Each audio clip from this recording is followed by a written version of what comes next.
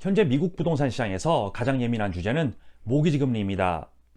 작년 말에 모기지 금리가 급격히 인하하면서 이번 해도 그 행보를 이어갈 것 같았었지만 현재 지속적으로 높은 6%대를 유지하고 있습니다. 그럼 왜 이런 현상이 일어나는 것일까요? 그리고 앞으로 모기지 금리는 어느 방향으로 움직이는 걸까요?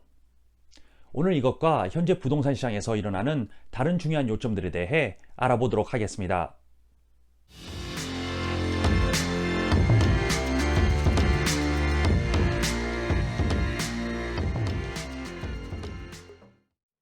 안녕하세요 여러분. 아틀란타 부동산 전문인 장희정입니다. 2024년 3월 월간 주택시장 보고서에 오신 것을 환영합니다. 그럼 먼저 주택 가격에 대한 정보로 오늘 시작하겠습니다. 여기를 보시면 지난 2015년 1월부터 지금까지 페니메이가 매월 진행한 주택 가격에 대한 소비자 신뢰 설문조사입니다. 보시면 앞으로 12개월 안에 주택 가격 인하가 있을 것 같다고 생각하는 사람들의 비율을 보여주는데, 보시다시피 팬데믹 기간에 이 비율이 높았었고 또 모기지 금리가 폭주하기 시작했던 2022년 초부터 이 비율이 오르면서 2023년 초에 가장 높았던 것을 볼 수 있습니다. 그리고 이 이유는 미디어에서 2008년 대불황을 되풀이할 거라는 수많은 기사들이 공포 분위기를 조성했기 때문이었습니다. 그리고 지난 1년 동안 이 비율이 서서히 떨어지고 있지만 아직 미국인들의 20%, 대략 5명 중 1명은 아직 주택가격 인하를 예측하고 있습니다. 그런데 보시면 팬데믹 전 정상적인 시장이었을 때 이 비율이 5에서 10% 정도였던 것을 감안하면 아직 꽤 많은 사람들이 주택시장에 부정적이라는 것을 알 수 있습니다. 그럼 이 사람들이 계속 주택시장에 대해 부정적일 이유가 있을까요? 우선 가장 최근 발표된 foreclosure에 대한 데이터를 보시겠습니다. 여기를 보시면 12월을 기준으로 지난 1년간의 데이터인데 모든 foreclosure 측정 항목들이 다 떨어져 있는 것을 볼 수 있습니다. 진행 중인 foreclosure 매물은 전년 대비 2.2% 인하되었고 이것은 팬데믹 전 시점보다 25% 아래입니다. foreclosure 판매는 17.2% 인하되었고 그리고 foreclosure 개시는 전년 대비 17.9% 인하입니다. 그리고 여기를 보시면 2005년부터 지금까지 매년 몇 개의 foreclosure 케이스가 있었는지 보실 수 있는데, 보시다시피 2008년 시점이 가장 높았고 이후 계속 떨어지다가 2020, 2021년이 가장 낮았는데 이 이유는 팬데믹 기간에 foreclosure 모라토리움이 있었기 때문이었습니다. 그리고 다시 2022년부터 foreclosure 케이스가 높아지기 시작하지만 아직 팬데믹 전 정상적이었던 시점보다는 낮습니다. 그리고 이것을 더 자세히 한번 보겠습니다. 팬데믹 바로 직전 2017년에서 2019년도 기간에 있었던 foreclosure 케이스 숫자 평균인 59만 8천 개와 지난 5년을 비교하면 지난 5년간에 있었던 foreclosure 숫자가 이 평균보다 다 합쳐서 145만 개나 더 낮다는 것을 볼 수 있습니다. 그리고 이것은 엄청난 차이입니다. 물론 앞으로 우리는 계속 팬데믹 이후 정상적인 시장으로 진입하고 있기에 foreclosure 케이스 또한 정상적인 위치로 복귀할 것으로 예측되지만, 그럼 현재 foreclosure가 이렇게 낮은 이유는 무엇일까요? 그 이유는 에quity 때문입니다. 여기 그래프의 초록색 부분을 보시면 현재 전체 모든 주택 소유주들의 거의 40%가 모기지를 더 이상 소유하고 있지 않고, 파란색 부분의 거의 30%가 자기 집의 50% 이상의 에quity를 소유하고 있습니다. 그리고 나머지 주황색 부분인 30% 정도가 50% 이하 에quity 소유를 나타내는데, 보시다시피 전체 주택 소유주들의 70%가 매우 안전한 위치에 있다는 것을 확인할 수 있습니다. 그리고 이것은 미국 사람들이 역대 최고로 많은 에quity를 소유하고 있다는 결과인데, 그러므로 만약 한 개인이 경제적으로 힘들다고 가정할 때 자기 집을 그냥 포기하지 않고 판매할 가능성이 더 높아집니다. 자, 그러면 주택 가격에 대한 주제로 한번 넘어가 보겠습니다. 최근 미국 부동산 업계의 최고 전문가들이 작년 주택 가격에 대해 이렇게 발표했습니다. 보시면 5.5%에서 7%로 이 5기관들은 계산하는 방식에 따라 조금 차이가 있지만 대략 평균적으로 6% 정도의 주택 가격 인상이 작년에 있었다고 언급했습니다.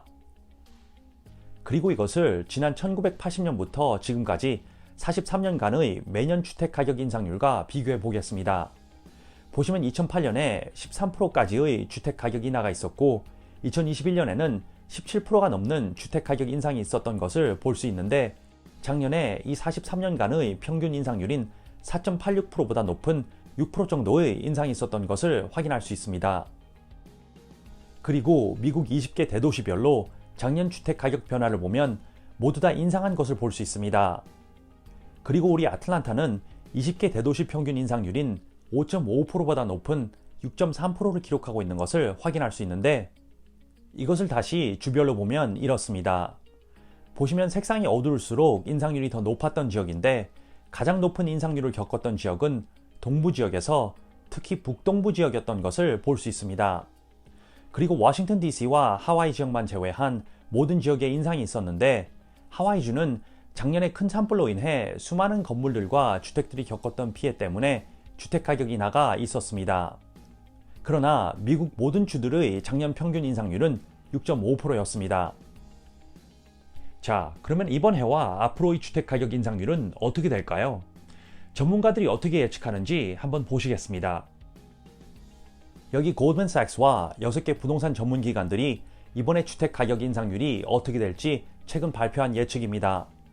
보시면 5.5%에서 1.4%까지 다양한 예측을 하고 있는데 이것을 평균 내어 본다면 이번에 주택 가격 인상률은 3.2%가 된다고 할 수 있습니다.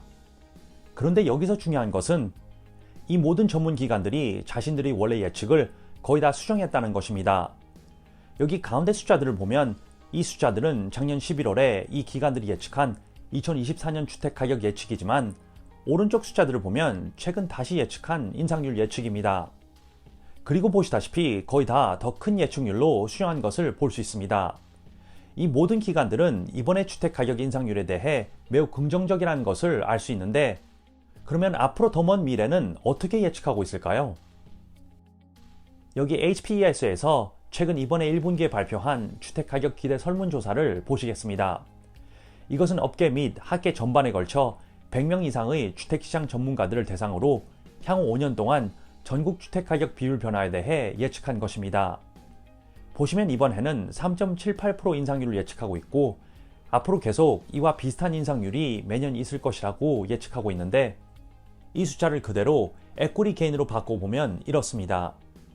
만약 이번해 1월에 40만 불 주택을 구매하셨다고 가정하면 향후 5년 후인 2029년에는 8만 불이 넘는 에quity 쌓인다고 계산됩니다.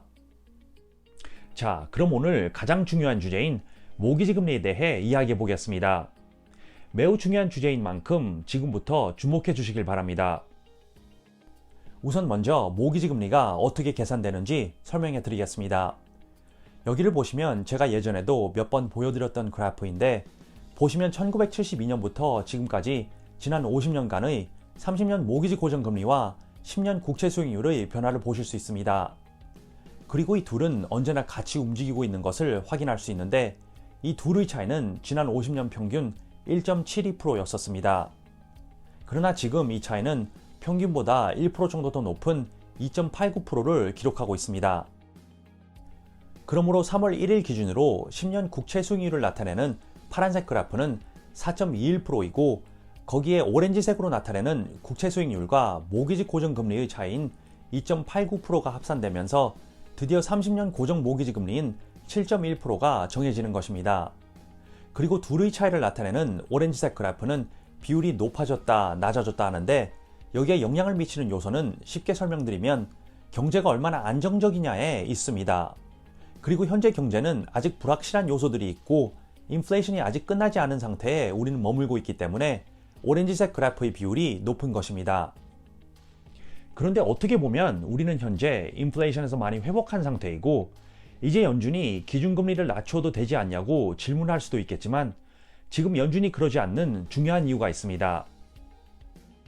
여기를 보시면 왼쪽 붉은 동그라미 안에 두 개의 높은 정점을 보실 수 있는데 첫 번째 정점은 지난 1972년 4월에 인플레이션이 급등하여 12.2%를 기록하자 연준이 개입해서 기준금리를 높여 인플레이션을 급히 5%로 떨어뜨렸었습니다.